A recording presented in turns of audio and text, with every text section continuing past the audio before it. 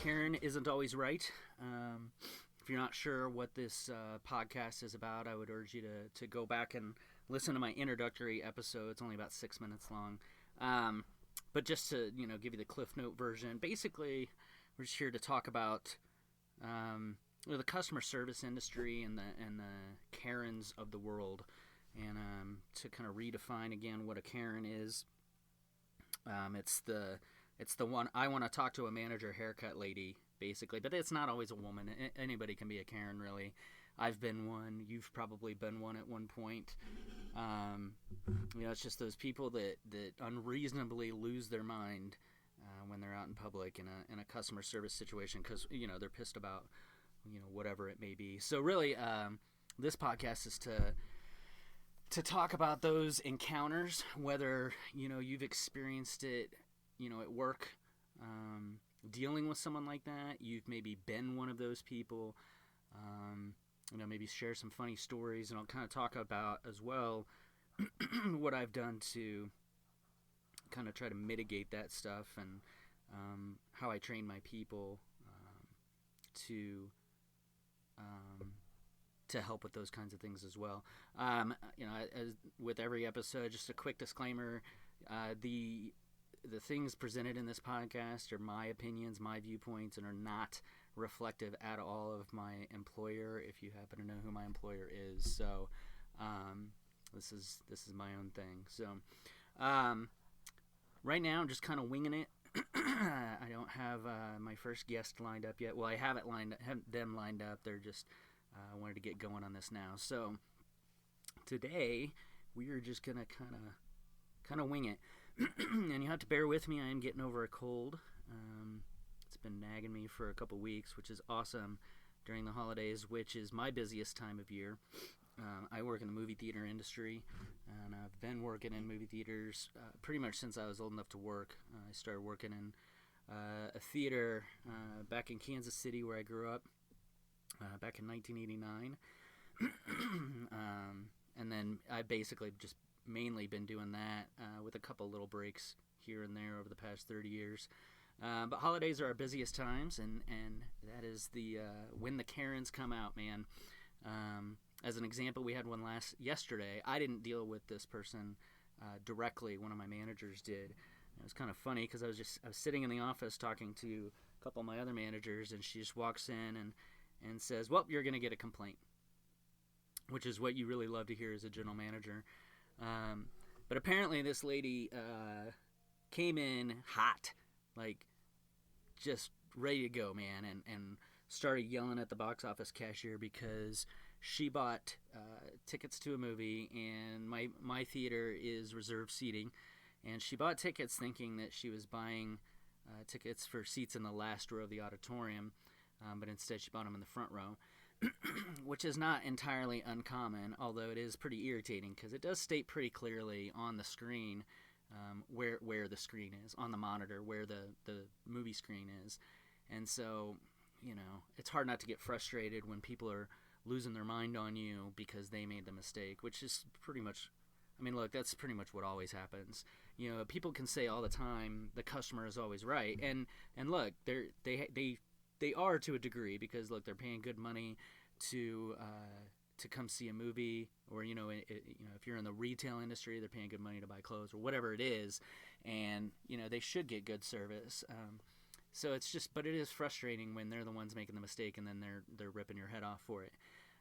In this situation, sometimes it's because people don't get out to the movies very often, so this is very new to them and they don't think to look.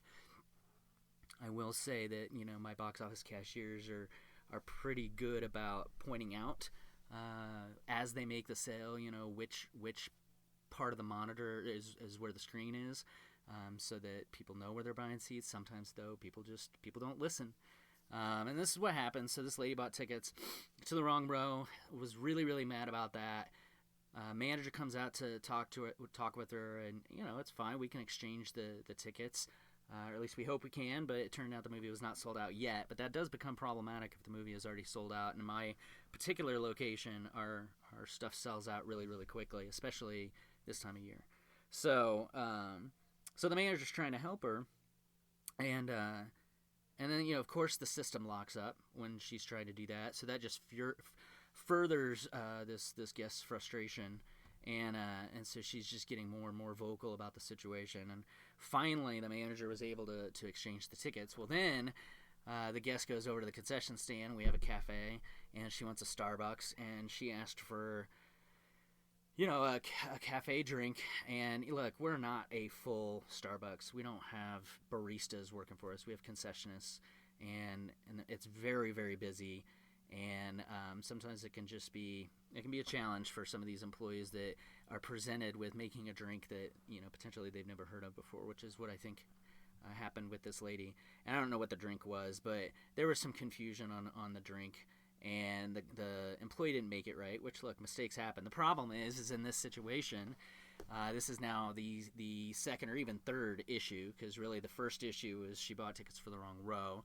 The second issue is that it took too long to exchange her tickets, and now she's even more pissed because in her mind this has taken 30 minutes, even though it's only taken maybe a few minutes. And then the drink was made incorrectly. And so then the lady just goes right the fuck off on this employee and manager, and starts yelling and screaming and stuff like that. Well, the manager, this is one of my top managers at this theater, and she's really doing everything she can to try to de-escalate this situation. And she even offered to remake the drink for the woman. She offered to get her some passes, and the woman just wasn't having anything of it.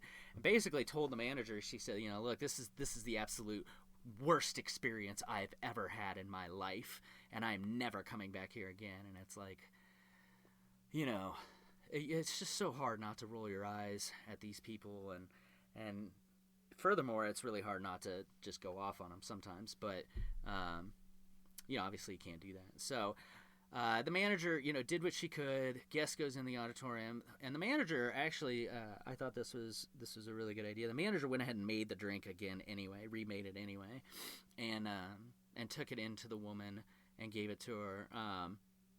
Woman didn't say thank you or anything like that. She just said, I'll be going through your corporate office, because I think the manager offered to give her my information, and even said that I was there. She said, no, thank you. I'll just go to your corporate office. And so the manager's like, all right, well, have fun with that. And the irony in this situation is that she's going to go through the corporate office, and then it's going to get kicked to me anyway, because I'm supposed to handle all customer complaints, regardless of whether it goes to the corporate office or not. So anyway, manager comes in the office, tells me the story. And so I look at the schedule. The movie's going to get out about 6:45. So I basically plant myself in front of the auditorium to make myself available and sort of be proactive in trying to potentially de-escalate the situation before it needs to go to corporate. Because one of the responsibilities I have, and one of the expectations, is that I need to keep complaints from going above my head. So when it goes to the corporate office, that doesn't look good, because obviously I should have been able to handle the situation at my level. So, excuse me. So I waited and waited and waited, and never. I either missed her, which is tough, because I thought I got there right when it let out, or she saw me and didn't want to deal with me, or she's okay. And sometimes that'll happen. I think sometimes we see a lot where someone's losing their mind over something, and then simply after having 2 hours of watching their movie, they have that time to calm down a little bit and realize that maybe they overreacted.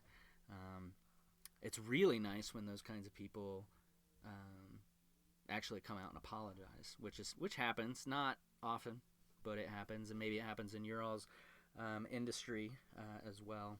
But I do think those kinds of situations are few and far between, because I think what happens is people get embarrassed, by their behavior and things like that. And I know I have. When I was younger and I had a much worse temper than I do now, I've been known to lose my shit a little bit on people, and in retrospect, I'm very embarrassed by it. And maybe the stuff that I deal with nowadays is just karma for the bullshit that I did when I was younger. Now I get angry for employee, like when I'm at the grocery store, if I see some cashier that's getting her head ripped off from some customer, I actually get really angry for that cashier. And I have said things to people before, like to the effect of, like, don't talk to her like that, stuff like that. And I would encourage anybody to step in and do that kind of thing, obviously within the parameters of not getting your ass whooped. So anyway, so that was an example just yesterday of a Karen, of a situation where, it was completely unreasonable for this woman to lose her mind the way that she did. Every single one of those things, A, is pretty minor, and B, was solvable. We got our tickets exchanged. It really didn't, in the scheme of things, take that long, and we remade her drink for her. So, it's unfortunate that she considers that the worst experience ever. And really, honestly, if that was the worst experience she's ever had, then good for her, because I think she's doing pretty well. Because I know that I've had, bona fide terrible customer experiences. And I'm sure many of you listening can probably relate to that. And the thing I was telling somebody yesterday, that the thing that I find interesting about people who do this kind of stuff is it just makes me wonder, like, what's going on in their world, And not only that, it's like, look, you live in, I'm in Colorado. You live in one of the most beautiful states in this country. It was a beautiful day yesterday. It's not like you live in a country that's being bombed every day and has, violence all over the place. You had the day off. You're seeing a movie. You got to have a Starbucks. Like, you're sitting in a reclining seat watching a great movie. Like, I don't understand what you have to be that unhappy about. But again, I don't really know what's going on in her life.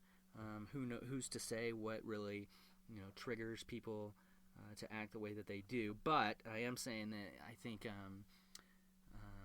kind of managing your response to stuff sometimes might not be out of line. And just, having some perspective on life. And I think sometimes, too, it sucks because, I just wonder, what if something, like, really bad happens in your life? If you're constantly going to go from 0 to 60 like that because your coffee was wrong, what do you do in life when, someone tells you that your dog just got run over by a car, or that you have cancer, or whatever, are you, like, where's your limit? Because if let's use yesterday as an example, if that Karen's limit was, that pushed her to an 11 was the wrong row and a coffee made wrong, maybe that's not an 11 for her. Maybe that's a 4, and I'd really freaking hate to see an 11. I feel like her head would probably explode.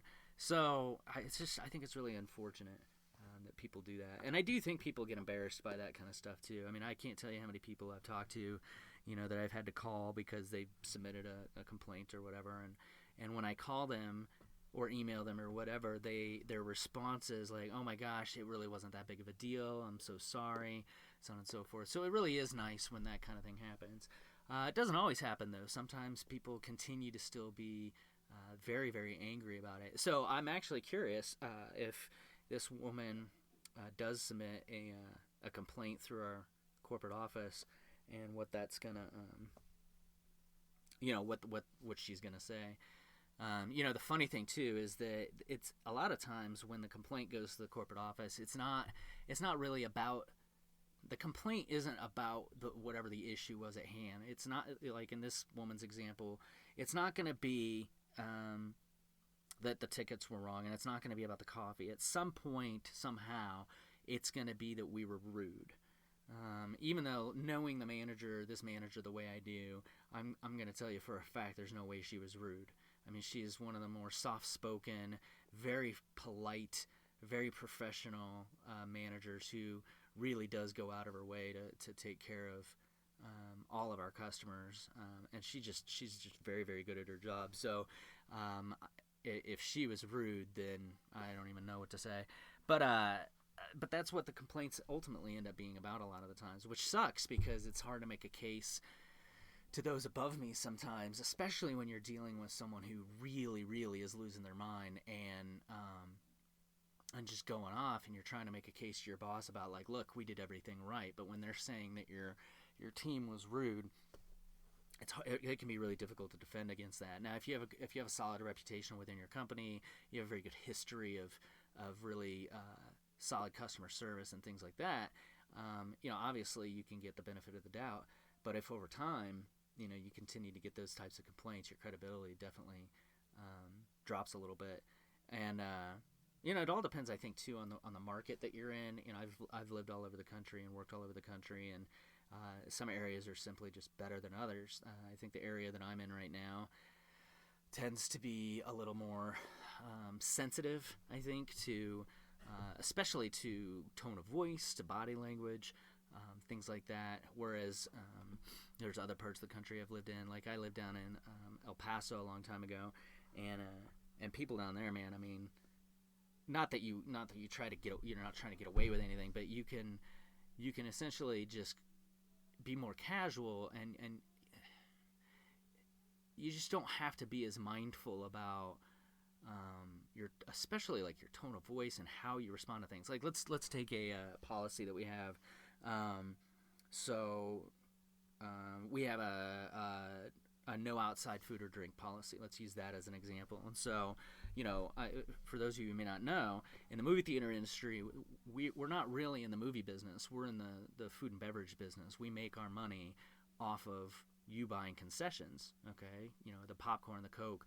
My particular location has a full kitchen, so we sell burgers and wraps and pizza and all that kind of stuff. But that's where we're making our money, right? So it's not in our best interest to allow you to bring in a pizza from Domino's or a sub sandwich or whatever it is. So, and we enforce that policy pretty strictly. But when you enforce policy, guests don't get it sometimes, and especially out here. They simply think when they hear you try to enforce your policy, and we really do try to be as nice as we can possibly be, but we're firm as well. And once you do that, it's not about the policy. It's about you. You were rude to them, and really what it comes down to is they didn't get what they want.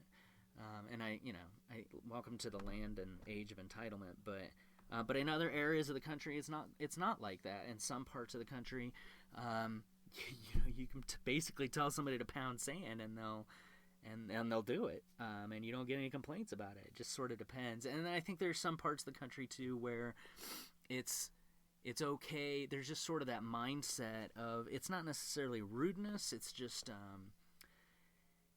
directness. It's the way people talk. May sound rude to people. Like, let's say if you're, people in the Midwest, it may sound rude to people in the Midwest, but let's say if you're on the East Coast or something like that, where they're a little bit faster paced and they just have that kind of more aggressive mentality, it goes both ways.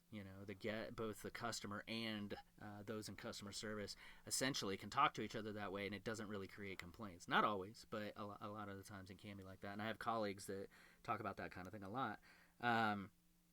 It was definitely a lot different 20 years ago, especially like when I first started as a manager. The complaints were a lot different, and the tendency for people to unload on you, it wasn't as much a volume as there is now, and it was busier back then. I mean, I used to work at a theater that we saw a couple million people a year in customers, whereas now it's not nearly that many anymore for a variety of different reasons. But the point is that even with a much higher volume of customers, I actually received a lot less complaints, and definitely the intensity of those complaints wasn't nearly as high. I mean, I'm telling you, man, just the sheer intensity of at which people come at you will definitely blow your hair back. Hold on, I gotta take a drink.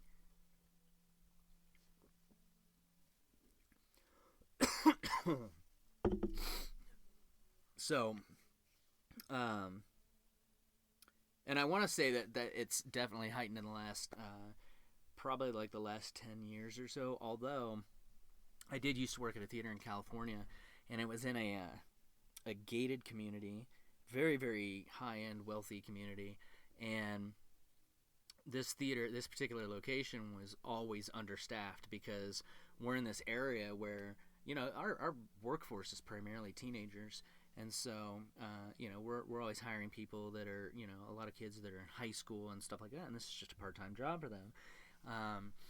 But in a community like that, it'd be very, very tough to find help because their parents are rich, And so unless their parents are making them go get a job, it's just tough to find people. And so at this particular location, I was massively understaffed. I probably had a quarter of the amount of employees that I really needed.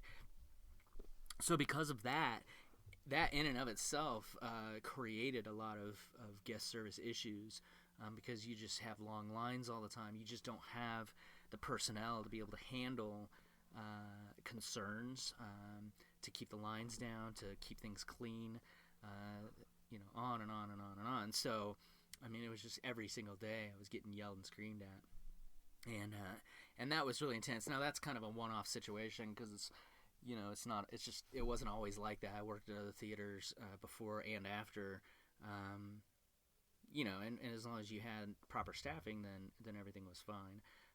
But man, it was pretty terrible. And that's why, I kind of briefly mentioned in my intro episode about, one of the reasons I created this podcast too is to, for listeners to be able to, we can kind of commiserate about different experiences and things like that. But also, I have a lot of sympathy and empathy for people out there who go through these challenging customer situations. And I even briefly mentioned the possibility of even PTSD, which I know sounds extreme, but look, man, I really think there's something to it because, I truly feel like you can only get yelled at so many times before it starts to really affect you. And, look, I'm already someone who hopefully this isn't TMI, but I'm already somebody who struggles with anxiety quite a bit. And when you combine that already high level of anxiety with, just basically getting yelled at for the past 30 years, that it just can wear on you. And I think that's, sort of furthered my anxiety. So any of you out there that are struggling with the same thing, I think it's safe to say that you're not alone. And so again, that's why I wanted to do this, is just to kind of speak to those of you who are going through that kind of stuff. And then for the rest of you who maybe don't have that heightened anxiety from it, I'm sure you can still relate and still kind of commiserate about, some of these stories that we'll have, and things like that. I do have my first guest, or guests, depending, is going to be coming soon. Actually, we're going to be recording it on Christmas Eve. It'll be my two younger kids, so my 16-year-old daughter and my 17, soon-to-be 18-year-old son, and they're both in the customer service industry as well. My daughter actually works for a movie theater as well, not my theater. She actually works for my competition. And then my son works at an independently owned pizza joint here in Colorado. And so they're going to come on, and just like today's episode, we're really going to wing it. Be patient because, they're teenagers. We'll see if my daughter actually comes on. She can be pretty shy. But once you get her going, she can be pretty funny. My son is hilarious. I say that now and then watch him not really say anything when he comes on. But I think it should be a lot of fun. I think it'll be a cool way to start with a couple of guests that obviously I know really well, and it'll help me kind of ease into doing this. I've never done a podcast before. If I'm babbling and rambling on about nothing, I apologize. I'll get the hang of it, so try to hang in there with me. I definitely want to hear from you. If you have ideas for topics, obviously related to the Karens of the world and customer service in general. If you have stories you want to share, if you'd like me to kind of talk about them on the episode, share your story, and then I'd love to hear like how you handled it, and then I could give my own thoughts on how I would have handled it. Certainly we can laugh about them.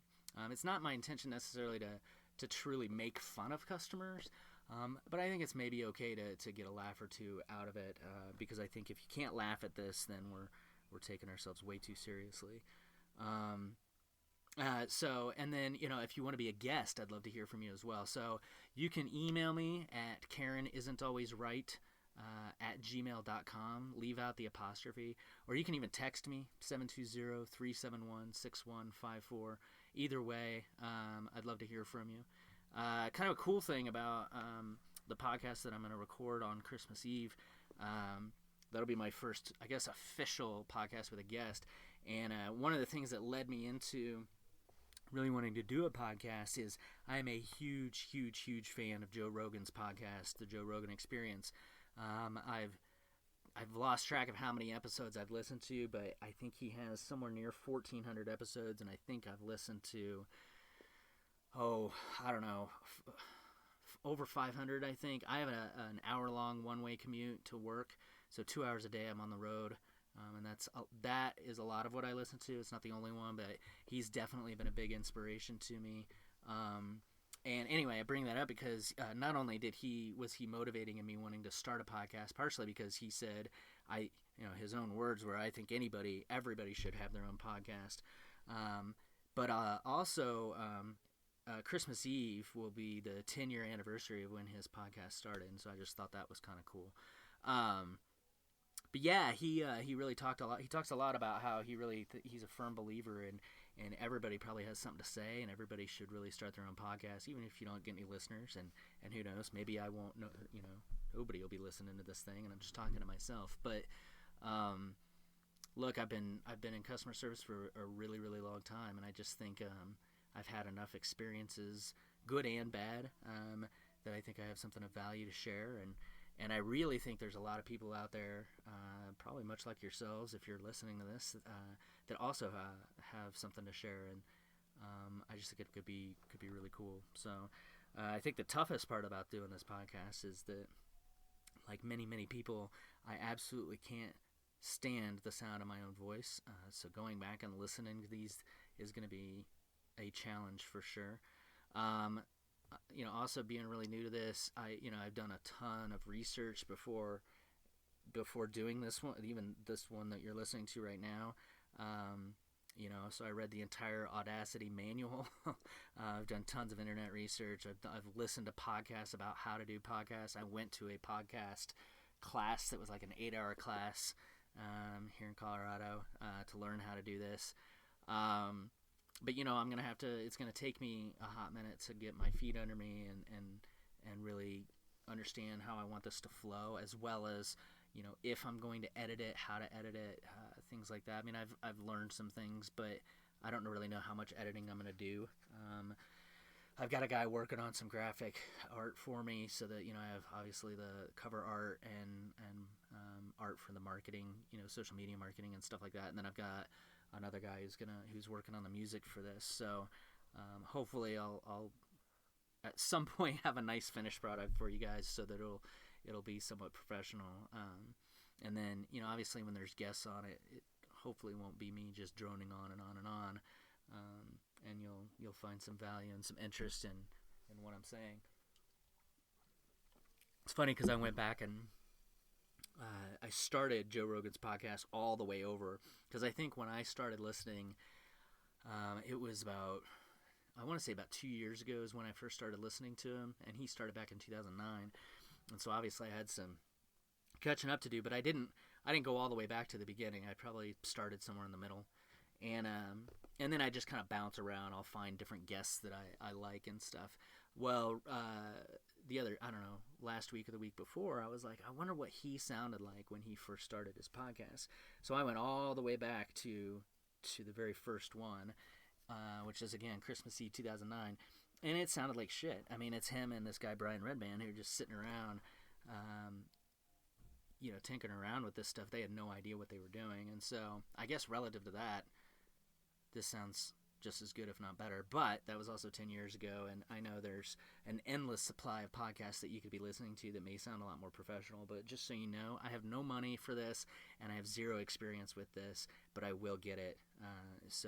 And if there's anybody out there who wants to help out, I'd love to help, but you're going to be doing it for free. So I don't know. Maybe we could trade. You can just come on the podcast as a guest, and we can talk about it and do it together. I don't know. I'm just spitballing. But anyway, the idea is really just to talk about guests, not just Joe Rogan. So what else? I have a fair amount of complaints that people have received that they've given to me that I can talk about, things like that. So maybe I'll find one here in my email. I've had a bunch of people send me stuff. So here's one. You know how I talk about how it's not always the actual issue that's the complaint, it's the rudeness. And look, I'm pretty hypersensitive actually to inconsiderate people and rudeness and things like that. And so I kind of get where people are coming from sometimes. I try to be a little more mindful about not losing my shit just because I feel like someone was rude, and I try to kind of get past that. I've been meditating a lot, so that helps a little bit.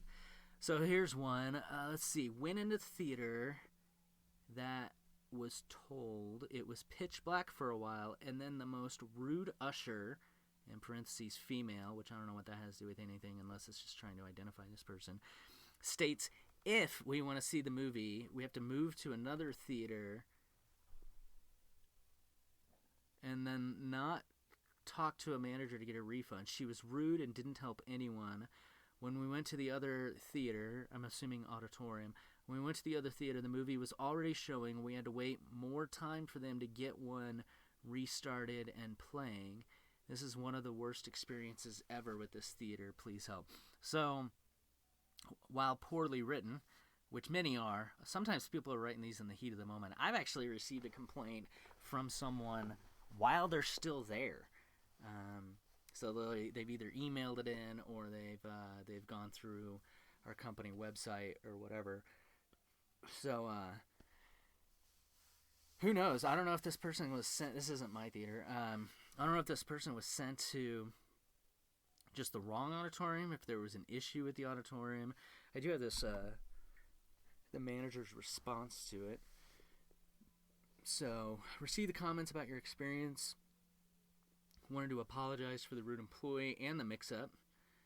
There was a scheduling error that was unfortunately not discovered until close to showtime, and even after showtime in the other auditorium as you encountered. Once we figured out the problem, we tried to start the correct movie in the auditorium you were already in, but a glitch in the system did not allow that to happen. Our only option was to have everybody move to the other auditorium. Glad to hear that we did not restart the movie, but saddened that you even had to go through this to begin with. For sure, yeah. I sincerely apologize. I can assure you this is not typical, as has never happened in the past, but we will be changing procedures going forward to ensure it never happens again. So that's good. Also apologize for the rude employee that you encountered. Absolutely no excuse for her behavior, and I'll get to the bottom of that to figure out what happened. You were already inconvenienced with the auditorium mix-up. You shouldn't have to deal with the rude employee as well, which is a good point. As an apology for the disappointing experience, I'd like to send you 2 passes so that you can come back and watch a movie and see that your experience is not the norm. I'll drop those off tonight on my way home. If there's anything else I can ever help you with, please feel free to speak to us in person. So, again, this person's already pissed, and a lot of times that plays heavily into their perception of the employees, and really it may not necessarily be that the employee is rude as much as they're just simply not very helpful. And that sucks, because as hard as you can try, and I think a lot of you are probably going to be able to relate to this, as hard as you can try to have a really, really well-trained staff, I mean, at the end of the day, man, it's, you can do everything you can to train them, and then it's up to them, to handle things well. But there's so many different variables that can come into play here. I mean, and, I'm not making excuses or anything. Sometimes people just don't do their job well. But this employee could have been new. This employee, just like the guest, could have been having a bad day, which doesn't excuse it. I'm just saying this is what happens. The employee may not have really known what was going on. They were just trying to do their best. You got to also take into account in this situation, like, look, this is an usher. A lot of the ushers tend to lean towards the much younger side. This employee could be, for all I know, 16 years old. I mean, my daughter's 16 years old. She works at a theater. I talk to her about it all the time. I think it's pretty cool because it's her first job. It was my very first job, so we have something to talk about. But sometimes I'll ask her stuff, and she has no idea. I mean, she's still trying to learn this job. Like, look, if that had been me, or if it was the GM of this particular building that had dealt with that, it would have probably gone way better, because we've been doing this a long time, and we understand all the different options that we can encounter or we can use. We know exactly, or we should know exactly what the problem is, and so we can speak intelligently about the issue, whereas this employee, unfortunately probably just has their head up their ass and they just have no idea. But then the guest is going to see that as rudeness, and really it's just unhelpfulness, which can still be perceived as being rude. So it's a really bad mix, because the customer's pissed because their movie's not starting, then they get shuffled into another movie. All the while, the employee has really no idea what's going on. The other movie still didn't start. I mean, just, talk about a perfect storm of shit to obviously really piss off this customer. So I thought the GM's response was pretty good. This GM is a pretty good friend of mine, and she's pretty solid at her job. It just stinks that the situation even happened. It also stinks too. The frustrating thing is when people just go straight to corporate. I mean, we've given them so many different ways to contact us locally. And when it goes to corporate, then everybody sees that. So, not only do I see it, but my boss's admin, my boss's boss, my boss's boss's boss, everybody sees these things, and it's not a good look all the time, and I'd rather, as much as I don't like seeing complaints at all, I'd rather deal with a complaint locally than have everybody above me see it. So it's just frustrating when they do that. Let's see. Let's find another one.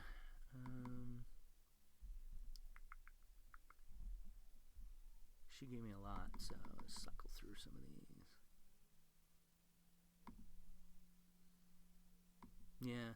So here's one. This is pretty basic, but it can be common sometimes.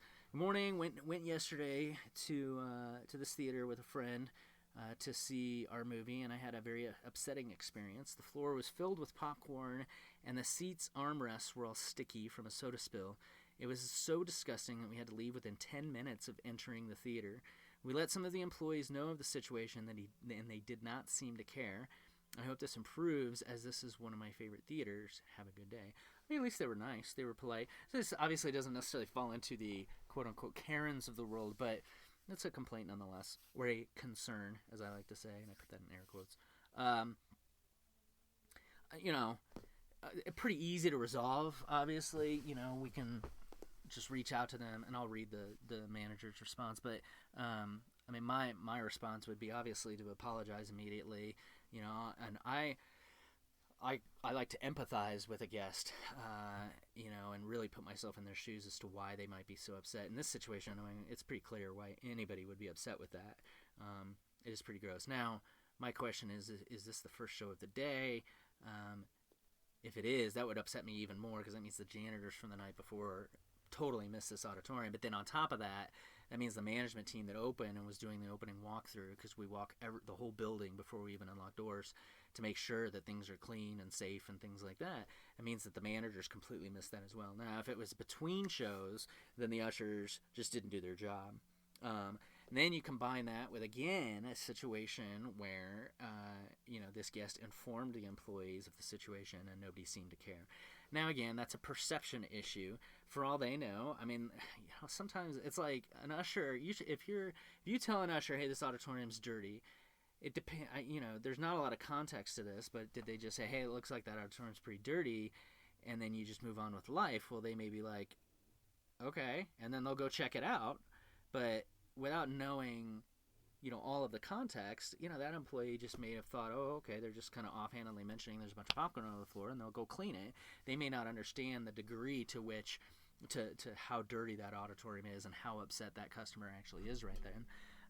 And that's a problem, because then the customer thinks, oh, well, they don't really give a shit. So, clearly, the employees should have been like, oh my gosh, what auditorium are you in? We'll go take care of that right away. I think it's interesting that the guest they didn't even want to stick around. It's like, was the whole auditorium trashed? Like, you didn't want to talk to them, you didn't want to ask for a manager, and then ask, can somebody please come in and clean this auditorium? I just feel like, if I was the guest, I would have just said, can somebody just come in and clean this so I can sit and watch my movie? But whatever, people are weird. So let's see what the manager's response is. My name is blah, blah, blah. I received the comments about your experience and wanted to apologize for the dirty auditorium you encountered. I'm going to look into what happened that evening, as there's no excuse. Oh, maybe they came in at night. Well, anyway, There's no excuse for a dirty auditorium. We should have swept up the popcorn and cleaned up the spilled soda on the armrest. I do apologize if the auditorium is anything less than spotless, which is unacceptable in my book. Yes, it is. You mentioned this is one of your favorite theaters to visit. I'm happy to let you know. We'll be doing a renovation, blah, blah, blah, blah. Hope you'll continue to visit. As an apology for the disappointing experience that we provided, we'd like to send you some passes so you can come back again and watch a movie and see that your experience is not the norm. If you please provide me name, blah, blah, blah, blah, blah. Yeah, I mean, it's a basic response. But as the manager, I would definitely be looking into that, because that is unacceptable. It's just there's no excuse for why any auditorium should be so dirty that a guest can't stay. Excuse me. So none of these are real crazy responses or complaints. I kind of want to find one that.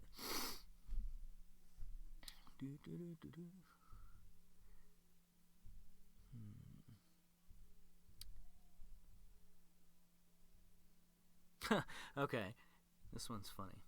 So, just wanted to let you know that I'm no longer going to your theater in such and such town.